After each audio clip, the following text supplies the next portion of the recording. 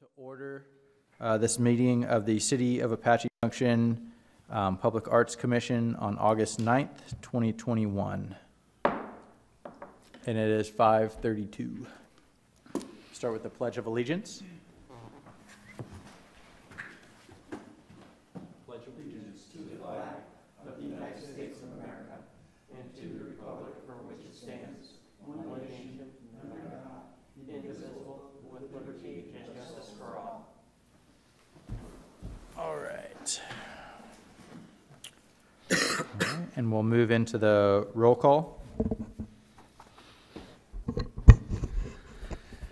Commissioner Klett. Here. Vice Chair Nicholas. Here. Chair Byes. Present. Commissioner Coe. Commissioner Danford. Here. Commissioner Ham. Here. You have 5 present. Mr. Chair, you have a quorum. All right, thank you very much. We'll move into approval of the agenda. Do we have a motion? I'll make a motion we approve the agenda as presented. Before we take a roll call on it, I just wanted to note, so we had a new business item.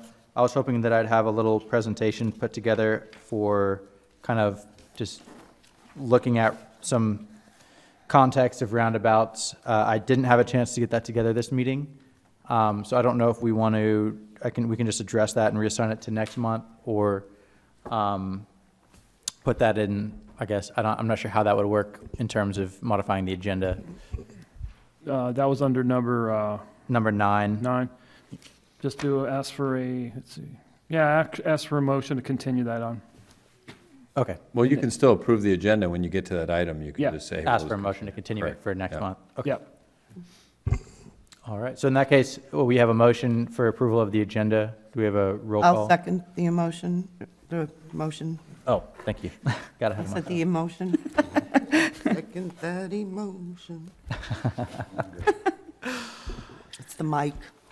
Okay, Vice Chair Nicholas. Yes. Chair Byes. Yes. Commissioner Danford. Yes. Commissioner Ham. Yes. Commissioner Klett. Yes.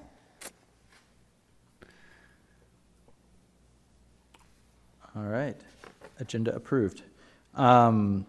Moving on to the approval of last month's minutes. Do we have a motion for approval of the regular meeting minutes of July 12th, 2021? I move that the Public Art Commission approve the minutes from the July 12th, 2021 regular meeting. Do we have a second? I second that motion. Okay, Chair Byes. Yes. Commissioner Danford. Yes. Commissioner Ham. Yes. Commissioner Klett. Yes. Vice Chair Nicholas. Yes. Motion, minutes are approved, Mr. Chair. Thank you. Okay. Moving on down the agenda to item 8, old business. We have the first item, presentation and discussion on the following work plan items, which are draft request for qualifications of RFQ for off-leash dog park, then the finalize the formation of the artist selection panel for the off-leash dog park, and finally the draft pamphlet for art and private development. Okay, the work plan, we made no changes since the last meeting. So the only thing that we could have changed, I think, were a couple items on the timing where it would say in progress. So we did meet today, myself and Diane and our GIS coordinator, to talk about an arts inventory and how we would maintain our inventory. So we're whether we could do GIS or not, what other cities are doing. So essentially, I think what we're going to do is create a fillable form. We only have 8 pieces of art now, so if we create a fillable form, it'll be a standard form. We add it to it. One of the things that Diane pointed out to us while we were talking, you have to remind me, Diane, what was the name of that? What other cities are using? Archive.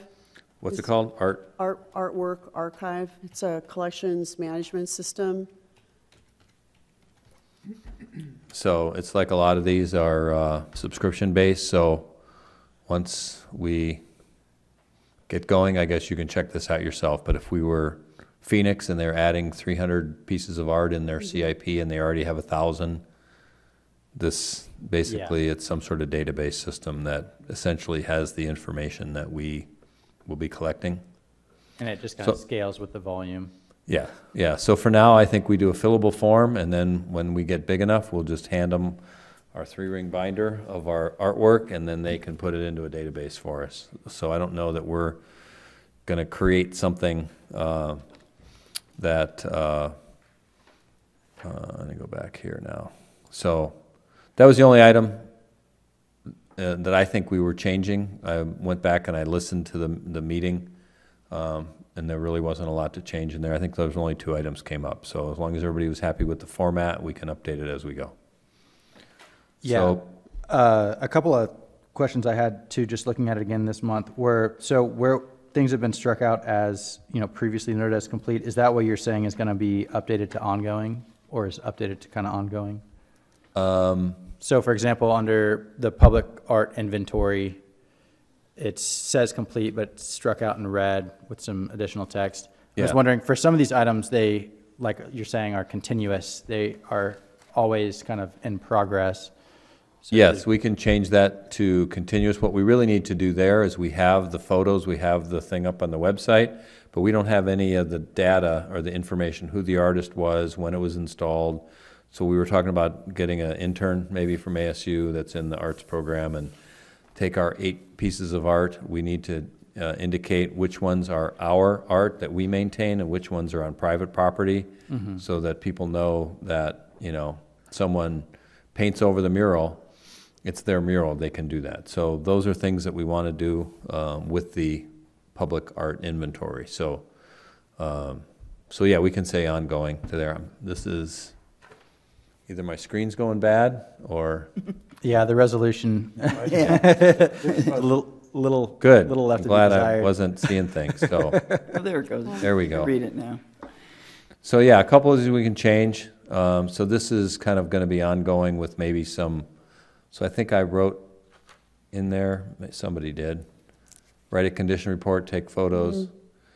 So we'll go back and update this for next month. I guess I was specifically referring to, like here, I think we can say that we are in progress and that we're thinking about how we can do keep an inventory of our art, and as we add art, we want to be able to look at it every year. One other question I had, just in general regarding the work plan, is I just wanted to touch on a couple items that are coming up within the next couple months. So just point out that we have a deadline or a date set for September 1st for the public art agreement, which I believe we established was subsequent to the RFQ, which we'll be discussing today. So just want to point that out kind of in advance of next month's meeting and see if that date is still tracking or if we need to adjust that. Yeah, I think that there will be a very general public art agreement, but I think there's going to be back and forth with the city attorney in terms of what the city usually includes in a city agreement, but definitely can have a draft of a public art agreement. Okay. Yeah, so I think, the intent there is that's kind of the first date we'll be seeing something for it, so by no means a final. And then there is the public art pamphlet, which is slated for October 1st, but I think that's on the agenda today, so we're ahead of schedule there. So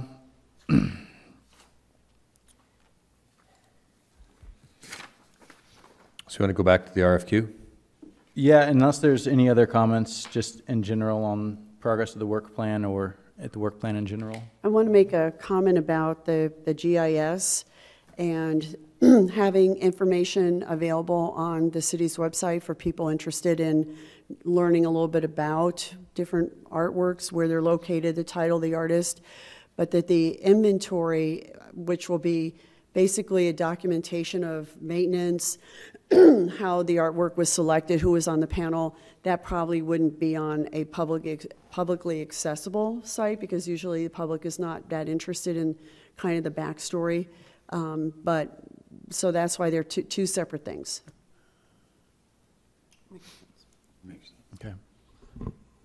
With that, I guess we'll go into the RFQ discussion.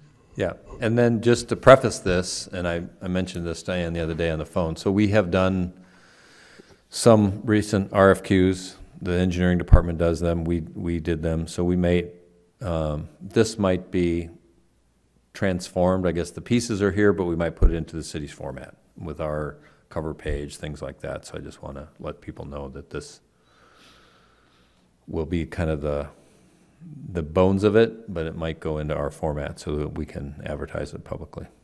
Okay.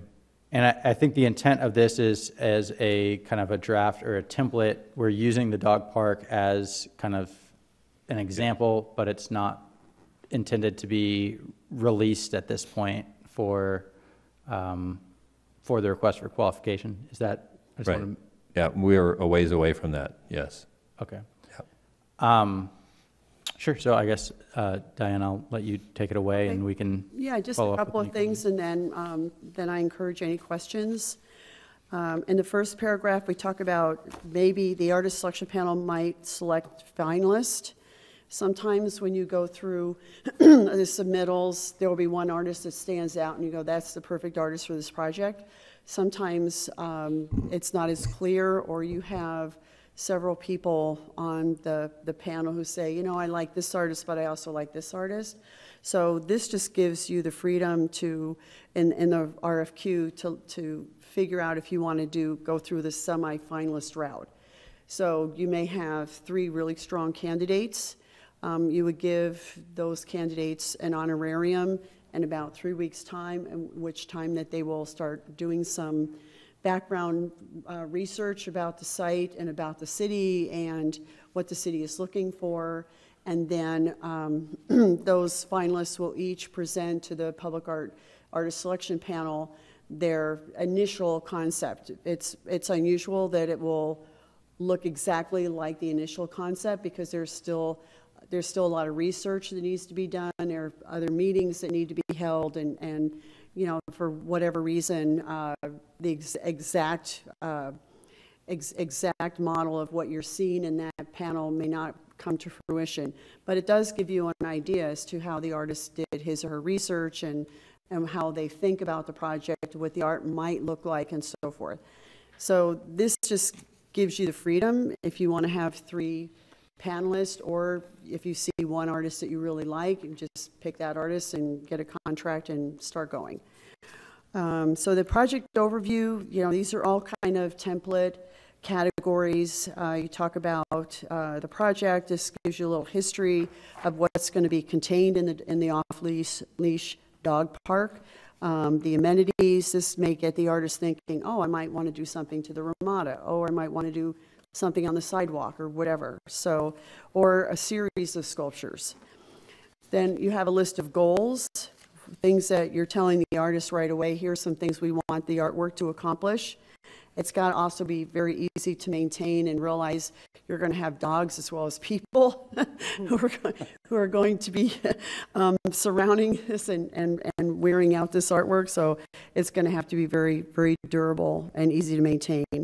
Eligibility, at this point, this is kind of a standard. It can also be refined. Artists need to be eligible to work in the United States, and it should be a professional artist, someone with some experience in art. I think there's some leeway here. If an artist has not created a public art project, but you feel very strongly that this artist has some potential to doing public art, that artist can definitely be included in the mix. For instance, Sky Harbor Airport, we've had 2-dimensional artists who've created terrazzo floors, and they've had no experience in public art before, but they were 2D artists. They had a vision of what they thought this terrazzo floor could look like, and they worked with the city of Phoenix, and so they were very successful with these first-time artists. The budget, it outlines everything that the artist needs to include in his or her budget. We also put down no more than 50% of the project budget goes to design fee. So the artist will get an initial design fee for that part of the project, but the artist can also charge oversight fee as they're overseeing the project. So it doesn't mean that the artist is only getting the 15%. It likely will be more than that, depending on the project. And then it also says all your permits and other things that need to be included. Then on the back, you've got the site location. This gives the artist the ability to Google map it if the artist is not, going to be able to drive out to the site, what some of the amenities are, where they're going to be located. So that's just a good piece of information to have. Then we talk about the artist selection and approval process. So it just talks very generally about the panel makeup of diverse interest and expertise to review the artist qualifications. It could be an artist or an artist team. There have been cases where you have a visual artist who has an idea, who's a 2D artist, but has an idea for sculpture. So there have been occasions where two artists will team up. Maybe one is experienced in public art and one is not. So this gives the opportunity for an artist or an artist team.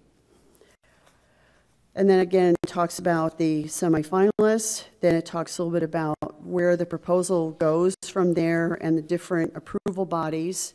It definitely comes back to the Public Art Commission. And if it's approved, the recommendation gets forwarded to City Council. Okay, the next just is a standard set of activity and deliverables. The idea of a semifinalist is put in there. Doesn't mean that you're going to have a semifinalist, but this just talks a little bit about timeline. And generally, an artist's contract is structured so that he or she will receive a series of payments. So there's like the design phase, and there may be 2 or 3 different payments just in the design phase, so that the artist is getting paid a little bit as he or she goes along.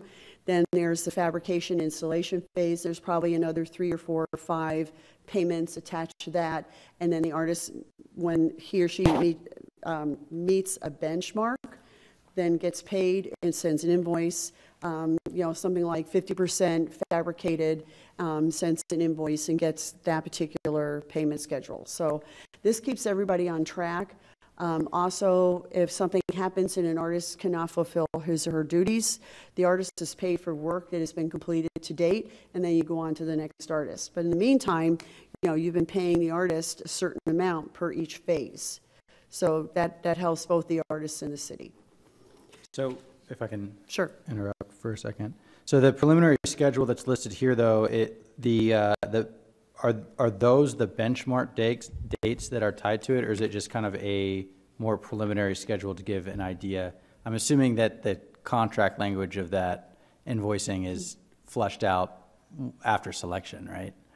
Yeah, this would not be what would appear in a payment and delivery of schedules. Okay. So, but this is telling the prospective artist, oh, okay, Yeah, the artwork needs to be installed by this date. Right. And the artist could say, oh, I can do it by that date, or, I've got 5 other projects and there's no way I can do it. So it kind of gives the artist a sense of when each part of this project is going to happen. But this is not what would be on the contract for deliverable payment schedule. Okay. Just wanted to make sure I had that clear. Yeah. Thank you. And then just, briefly talking about selection criteria. This is all pretty standard. You're looking at images of past projects, and, the artist is giving you a letter of intent, saying how he or she's going to be approaching the project. What is it about the project that sparked an interest on the part of the artist? So this just talks a little bit about how this artist is going to be selected. And then submission requirements, this is all pretty standard. An artist is going to submit images, and then accompanying that is going to be like an image list. So you'll have a picture of maybe a past sculpture in a dog park this artist did, and then on the image list, it's going to say, this is where that project is located, this is how much, this was the budget for that particular project. And the artist should also say whether he or she was the lead artist. There have been cases where an artist will, and this is why on the selection panel you have public artists or public art administrators, and they'll try and take credit for an entire project when, somebody looking at that says, well, I know that project, and the artist was initially on the project, but, there were other artists involved in that project. So you always want to know how involved the artist was with the image that he or she is submitting. And then you have a submission deadline, and usually those are pretty hard and fast. You know, if it has to be in by 3 p.m. on a certain date, you always list the time zone so that they don't come back and say, I was in California and I thought you were on my time zone. And so you list everything really clearly in black and white, and procurement people really like that because sometimes an artist will come back and just say, I know I sent it, but it bounced back or whatever, and so, you know, then there are issues with that. But, you know, the object of this is that you get it in on time or try and get it in early, because there may be a lot of people who are trying to submit it at the very last minute. And then, you know, the whole idea of how artists are going to apply, I think that's still up for discussion about whether there will be a portal, a city portal for that. In most cases, artists don't send anything through the mail anymore. Usually it's all done online. So I think the city would probably have a dedicated site for artists and also an area where they can ask questions. Yeah, we have a procurement portal, and they can ask questions in case you have to modify the RFQ. But I'm not sure, Joel, maybe you know, do we accept any bids or responses, or is that really up? We can do electronically here, it's not like a public bid. I believe we can do electronic. That's up to Heather. Okay, And I don't know if she has it set up. We have certain forms we use yeah, that might have to be replacing some of these because we have standard forms we have to use. okay. So yeah, I wasn't sure. I know we have the portal that they'll go in and grab the RFP. They can ask questions via the portal, and maybe they'll able to be submitted that way, which is fine. But like a public bid, you usually have to get that physically at the clerk's office. Yeah, because they have to be open physically. So Yeah. maybe So they this cannot one be we can- submitted electronically. We'll have to check with Heather because I'm Yeah. not sure. Okay. Okay, and then other requirements, those are listed. Sometimes artists aren't aware of the fact that engineering has to be involved in this, that they have to have stamped drawings and so on. So this talks a little bit about what the artist can anticipate. It also says there'll be a plaque, a weatherproof plaque. Usually they're aluminum, they're durable. There used to be a time when people had bronze plaques, but that era has passed. Primarily because of theft reasons. So there will be a standard of artist, title, date, who commissioned it, you know, the city of Apache Junction. So anyone who looks at that artwork knows who commissioned it, when it was commissioned, and something about the artwork. And then a little bit about Apache Junction for anybody who is not local and doesn't know enough about Apache Junction and wants to do some research.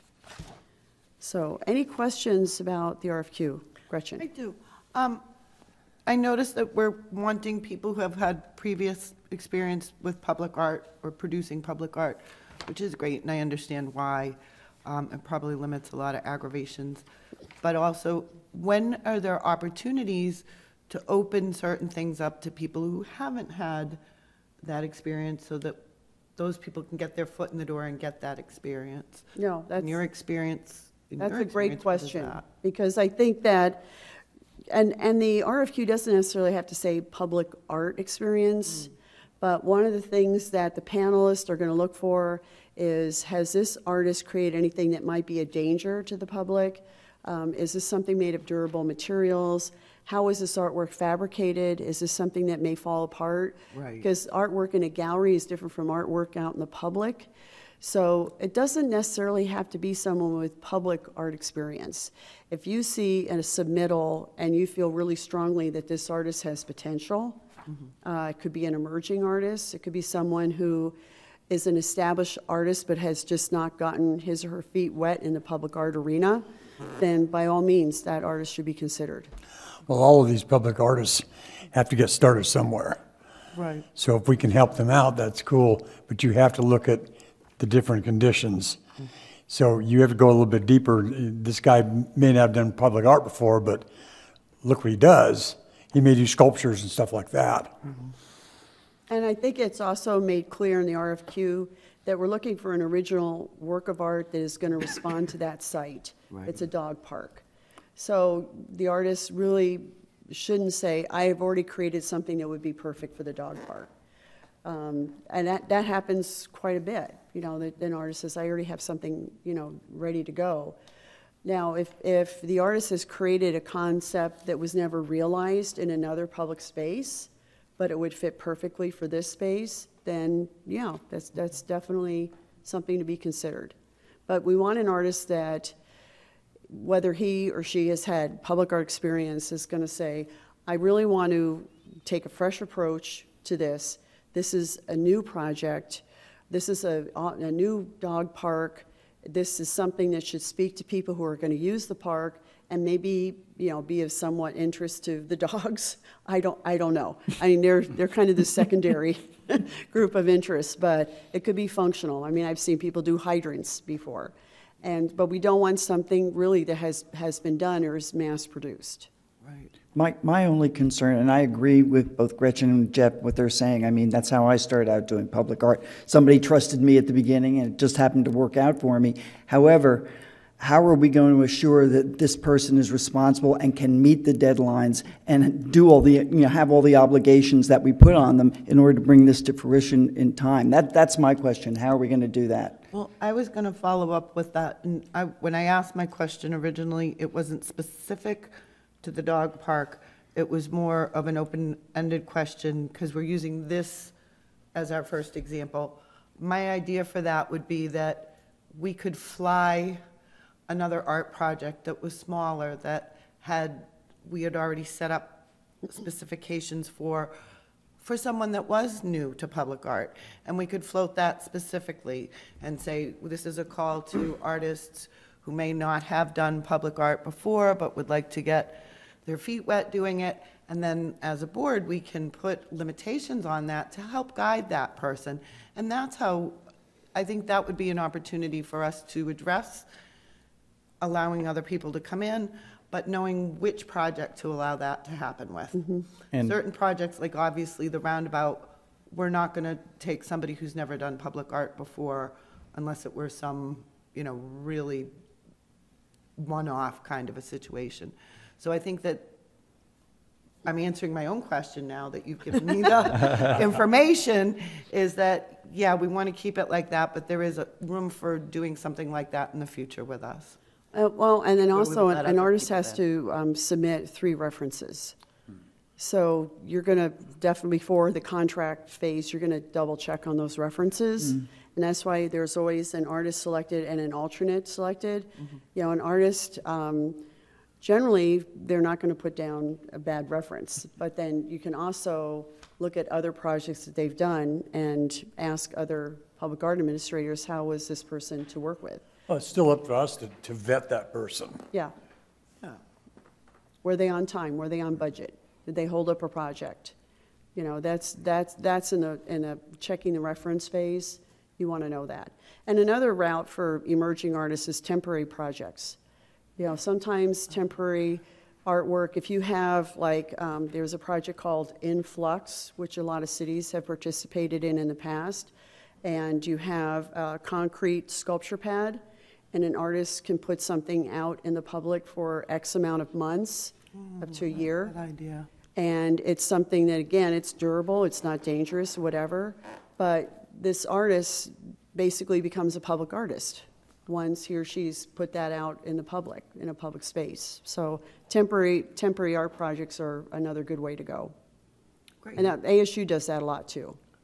Yeah, I was speaking to an industry contact of mine who's he's from Texas. He was on the city council of a small town in between Dallas and Fort Worth.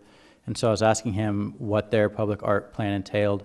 And he said what they've done is in a lot of their municipal parks had rotating art exhibits where, you know, they have artists come in, have an installation, and if the community really responds to it, they then have the opportunity to integrate that into their inventory permanently. Otherwise, it's a good exposure for the artist. It's a good way to kind of keep things moving and shaking and keep excitement around art. So that was interesting. I'll have to get I can get the name of the town so we can share that reference for everyone to view. But I also do just want to just reiterate too. I mean, I think the benefit of having this RFQ in front of us now is that it's kind of a good template that we can use going forward. And of course, you know, the concerns of whether we have the level of professionalism is going to kind of scale to the level of the project in a lot of instances, I think. Yeah, that's a So- good way of putting it. And I like the idea of having semifinalists, I really do, because, you know, the proof is in the pudding. If we're gonna, you may get 3 people that look good on paper, but when you actually interview them, you know, one person may really stand out after you interview them. So I think it's really, I think it'll really behoove us to do semifinalists with an honorarium to come up with something. So I did have a question about the honorarium. So is the honorarium typically indicated in the RFQ? I feel like that, I know it states that there is one, but is that value determined as part of the RFQ released Yeah. and published in it? Yeah, usually, and it's usually about 1,500. So 1,500 per 3 artists, and what has to be decided is if you have a project budget of 50,000, but you're spending 4,500 on honorarium, does that mean the project is now less than 50,000?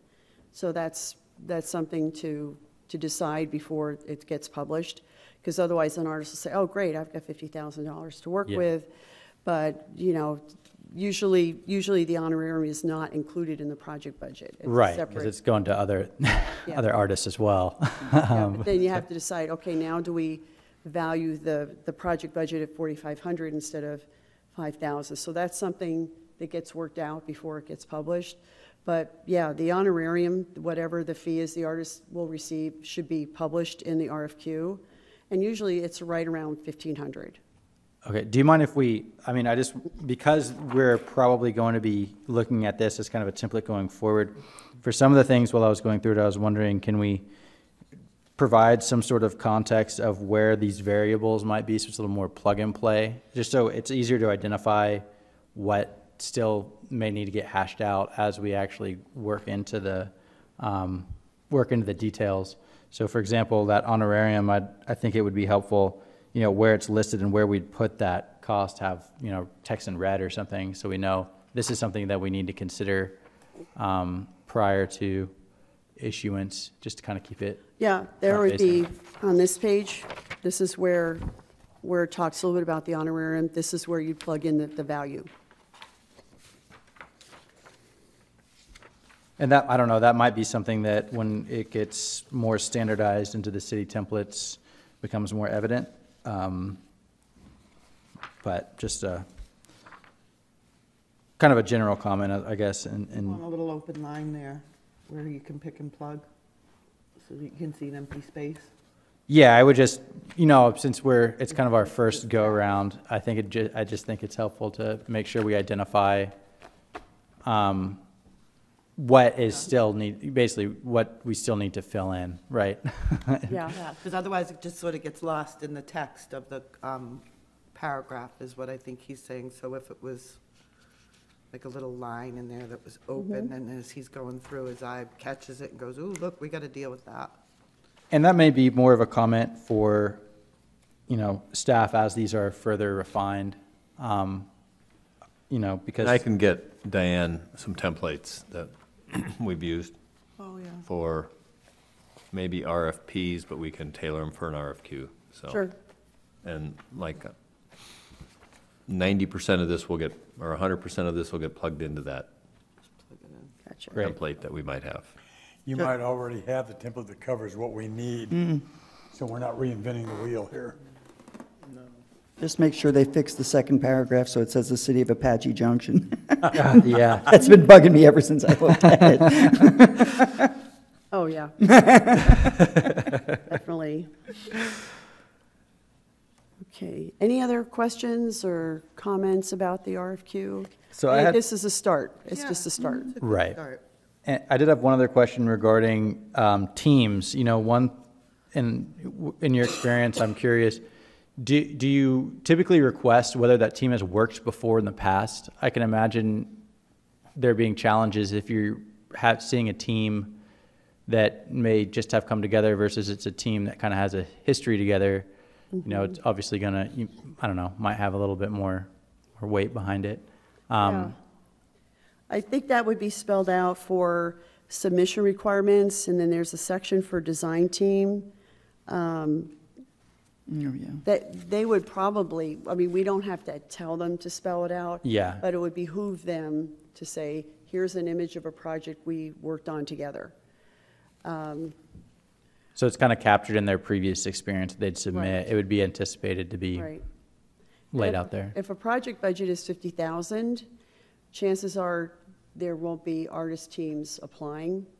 But when you get up to 150,000, 250, whatever, then a lot of the times, two artists will just say, hey, this is a great amount of money for one commission, let's work together on this. So, but they should outline, if they're serious, if they're public artists, if they've applied for public art projects before and they've gone through this whole submittal process, they would know to show how they've worked together before. And if they're submitted, if they're selected to be one of the three finalists, then that would be a good question to ask them as they present their proposal. And that's different than somebody like Chihuly coming in and saying, all right, this is what we're going to do, and then he steps away and all his little workmen come in and put up his piece. They're just paid to put up the piece. They're not co-designing, which is what we're talking about. Right, that's now. not the same thing. Okay. That's like going, and that happens a lot in Clarify. public art, and artists will always come up with a design, but then go to a fabricator, and the fabricator is able to execute that the way the artist envisions it. And that happens more often than not in public art. And that would be the responsibility of the artist to vet his fabricator. And pay for his fabricator, et cetera, out of his budget. Yeah, that's right at the very beginning of the process is who is going to be fabricating this artwork and what is their history. They need to give a vendor list. Got it. Here's the engineer. Here's where he's licensed in the state of Arizona. Here's the fabricator. He or she's done, like, there's one company called Magnum. They've done a lot of public art before, and they are able to read the drawings that the artist creates and then fabricate that vision. It takes a really special fabricator to be able to do that. So would that come in, I'm looking at the activity and deliverables, would that be, and I'm just out of curiosity, do they submit like the vendor list and their proposed kind of It's in the contract. So it would be under the artist under contract, they would be delivered as part of that kind of deliverable? Right, Okay. right. The contract spells out a lot, not just the timeline, but it also outlines whose responsibility is the artist and what is the city responsible for.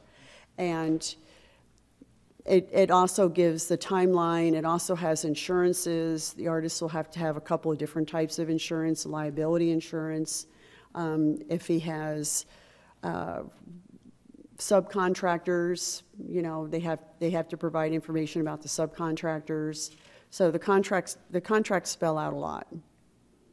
The other thing we do is we attach that contract to the RFQ. So when they respond, they're basically agreeing to that contract.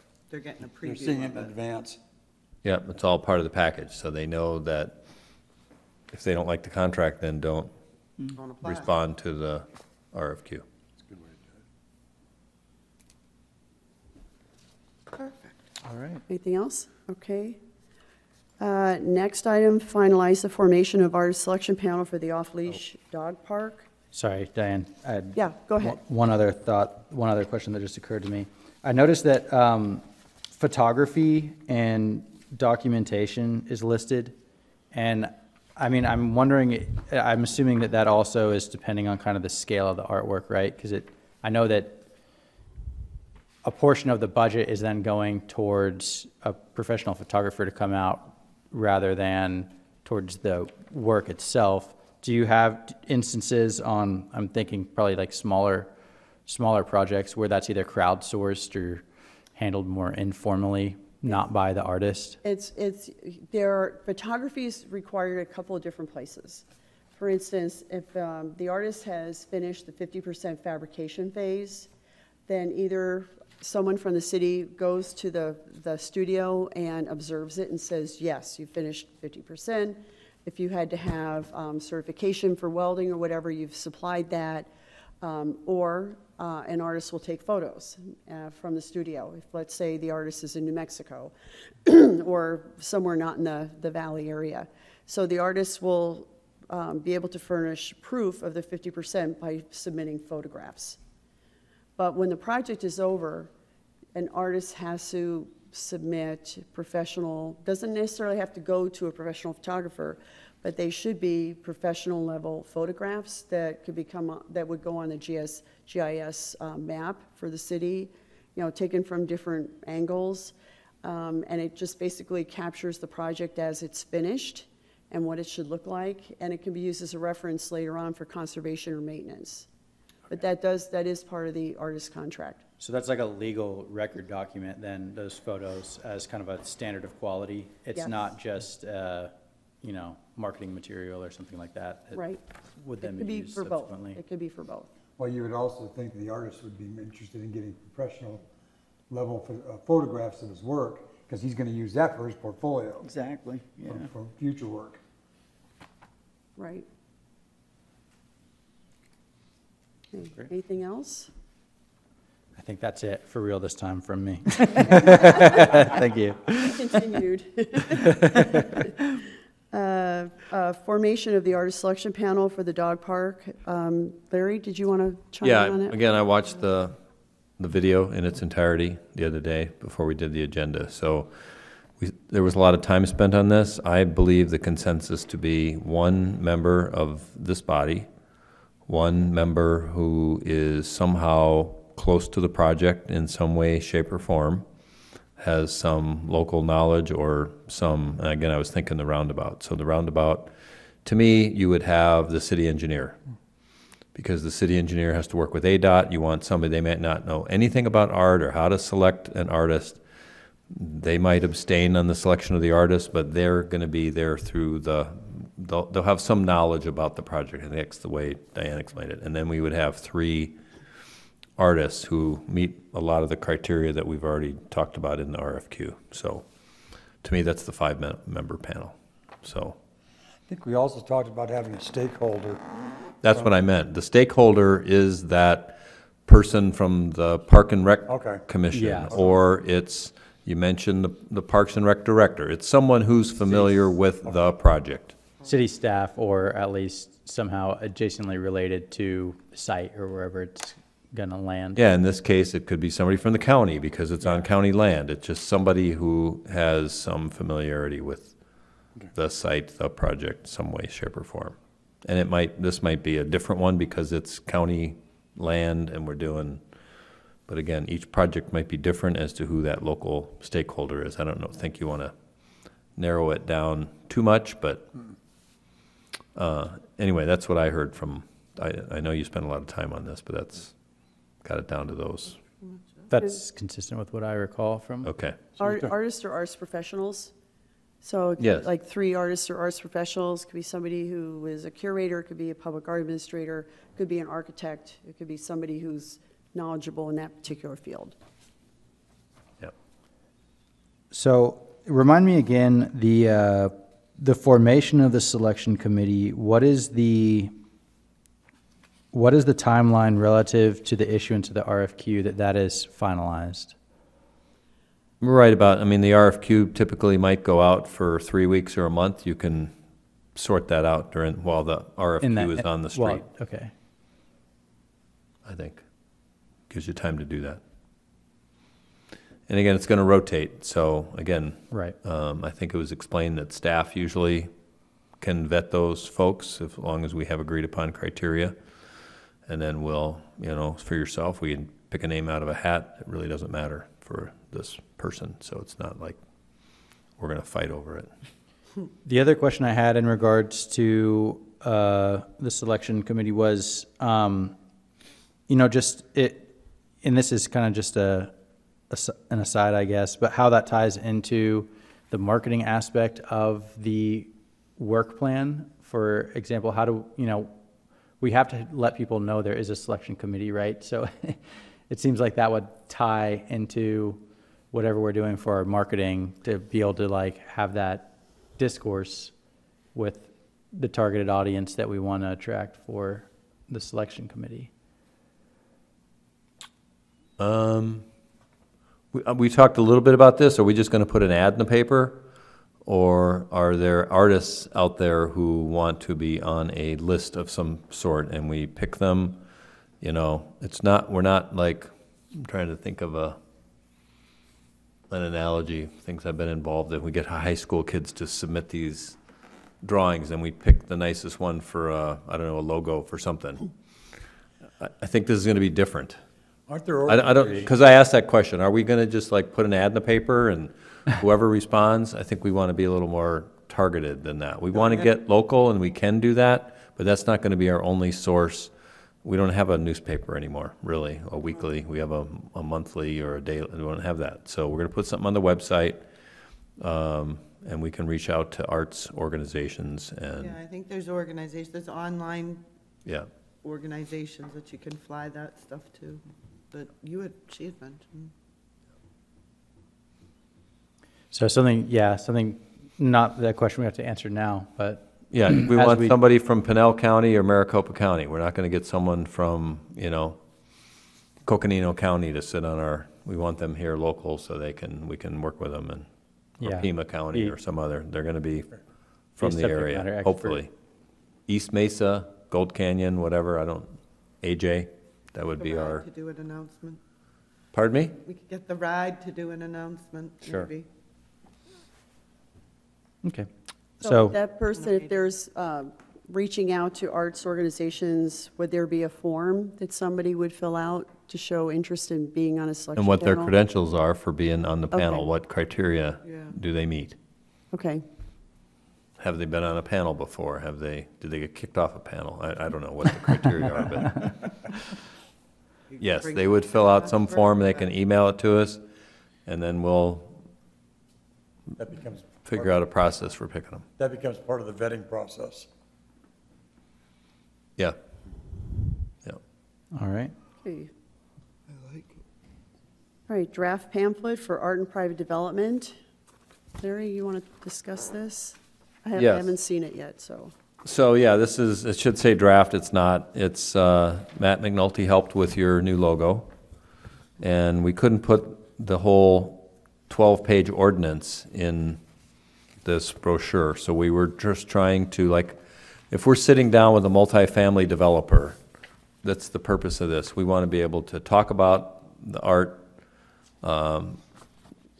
in private development, what their options are, and so they know, oh, well, no one told me that there's $100,000 I owe because I'm doing, 50 units of multifamily.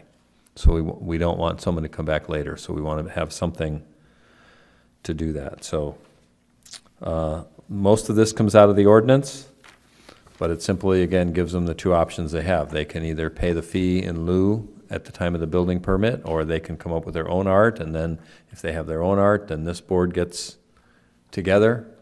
I have to remember if ultimately that goes to the council. I think it would, if someone says, hey, I want to put some sort of art in front of my apartment building that's viewable to the public, and then they can propose that, and then it would go through a process. That's one of the items that we have to work on in the work plan, is how would we accept a piece of art in a private development in case they don't pay the fee. Since So- they're doing that in lieu of the fee, it seems to me we're going to be almost as involved in that as we would be with another piece. We're doing our. Yeah, I just couldn't recall. Yes, you will be. I just couldn't recall if those also go to the council, but I don't remember. Maybe Seems that's to me in it the would. ordinance. Yeah, I thought it was recommending. Yeah. Yeah. So maybe a developer who's building 100 apartments doesn't want to go through that process, and it's easier to write the check. And again, I also think we don't necessarily want to just get some art that's in a warehouse that they can buy on Craigslist and say, oh yeah, does this meet my criteria? So That's what I was going to ask. those things will be part of that policy, if we will. So I think that's on the work plan of We have to another have some criteria. work task. Yeah. Yeah. So again, that's the purpose of this. This is not like your pamphlet to advertise who you are. This is when we sit down with a commercial developer or a multifamily developer that, oh, by the way, we have an art and private development program, and here's how it works. and set a meeting up with us so we can go through it in more detail. And then we have a reference in here to that section 1-13-4, so their attorney can go look at it, their developer's attorney, whatever. Is this also available, going to be available digitally through like development services for when, people are looking online on what the submission process is for their permit? We would have to add this with our new permit process. We could. It's basically, it can be a JPEG or a PDF, so we can, sure. Seems to me that most developers are going to be familiar with this process because most communities are doing the public art budgets now. So Well, commercial, I would say yes. Multifamily is a little rare, Okay. so not too many are doing that, so. Yeah, so if you have some edits, you can just get them to me. We're not going to do it during the meeting tonight, but if you have them, you can Sure. email me somehow, or we can talk about it the next meeting if you want. But yeah, this is still a draft, so we can certainly make changes to it. I'm just confused about what you mentioned earlier. It says install an approved art piece. Again, they say, hey, I don't have to pay $100,000. I'll buy this sculpture for $10,000, and that's when I'll install and I'll meet the criteria. Well, the details are in the ordinance. So we okay. would Yeah. explain these during a subsequent meeting. This is not cover that whole section. Okay. And it still goes through the art plan submittal as well, that indicates that they would need review, I think, from or it says public art shall be original work designed in collaboration with an artist. So it goes into some specificity. Yeah, the option 1, there's a lot more detail to it. Option 2 is just one tiny paragraph on the last page that says, you're going to write a check, basically. Yeah. Yeah. I think I just have a couple of questions. One is, can it be a mass-produced work of art or a one-off? That's one of the questions.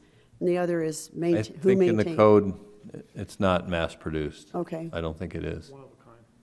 Yeah. And then if it's on a developer's land, is the developer responsible for taking care of it? Yes, until such time as they want to get rid of it, then there's a whole process for them to donate it to the city, which again is another work Right. task item in the work plan, is to create those mechanisms for someone to say, I'm tired of maintaining this. It's 5 years down the road. They have to, so that's spelled out in the ordinance that they have to do that. But what's not spelled out is how actually that gets done. And that's going to the work plan, that's the public art agreement that's in progress, right? Element and responsibility of the city and the artist. Well, it would be the donation policy perhaps, or So, yeah, maybe that's just in the donation notes transferred between ownership and artist commissions, but maybe that needs to be artist/developer. I guess the challenge there is that the artist is going to probably retain rights to it through Yes. their. Yeah, we have to have like a whole nother agreement and process for accepting art from a developer. That we go on to, are they going to give us an easement then to go on there to maintain it, things like that, that will have to all get worked out. Writing a check's easier. Writing a check.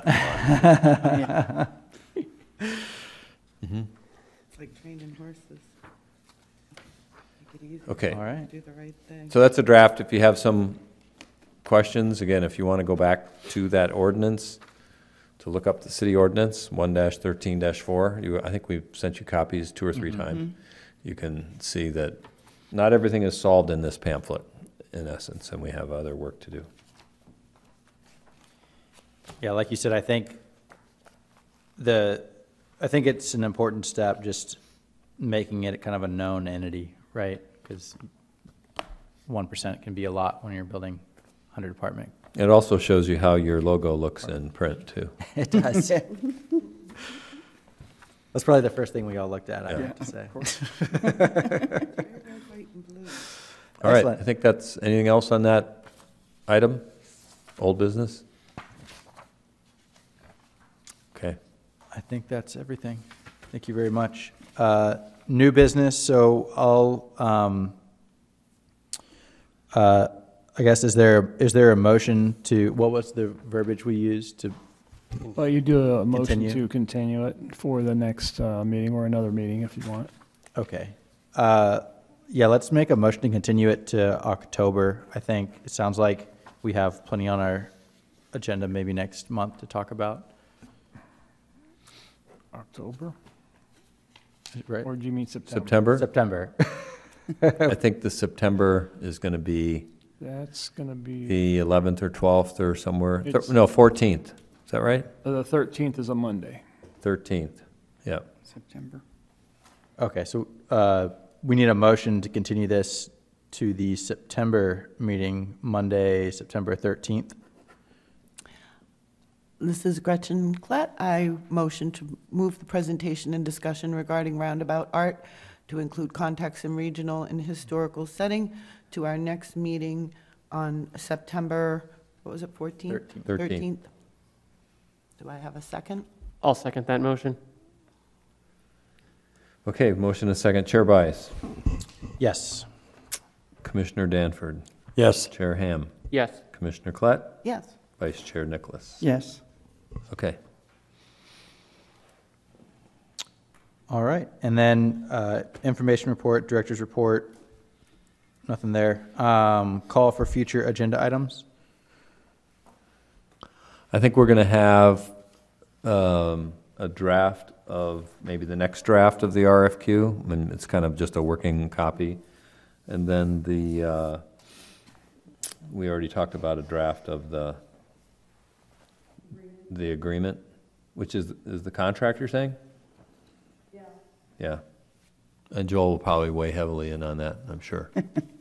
So we can have a draft of what gets attached to the RFQ. When is the anticipated finish date for the dog park without the art? We don't I know. honestly don't know. Do you remember, Joel? Boy, it's next year. February? No, is it February? I think it's next year, early next year. Yeah, I was thinking spring of 2022. Yeah, I think that's right. So we've generally been putting these things under that catch-all for the work plan, I guess. That's that item. Under old business, we've been kind of Right. listing things there, and then we can take some stuff off, add it back on. So again, if you want to talk about the art pamphlet, we'll leave it on. If you have any edits to that, we can have the RFQ, we can have the contract. Is those three items?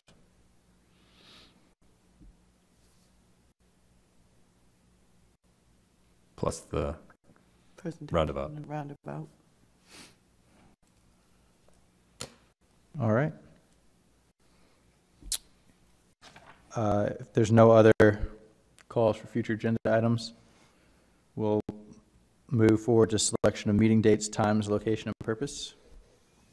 So do we have a motion for scheduling a regular meeting at 5:30 p.m., September 13th, City Council Chambers at 300 East Superstition Boulevard? I move that the Public Art Commission hold a regular meeting on September 13th, 2021 at 5:30 p.m. in the City Council Chambers located at 300 East Superstition Boulevard. Do we have a second? I'll second that motion. All right. Commissioner Danford. Yes. Commissioner Ham. Yes. Commissioner Klett. Yes. Chair Nicholas. Yes. Vice Chair Nicholas. Chair Bias. Yes. All right. Thank you. All right, thank you very much. Well, we'll go ahead and adjourn right on the dot, 6:30.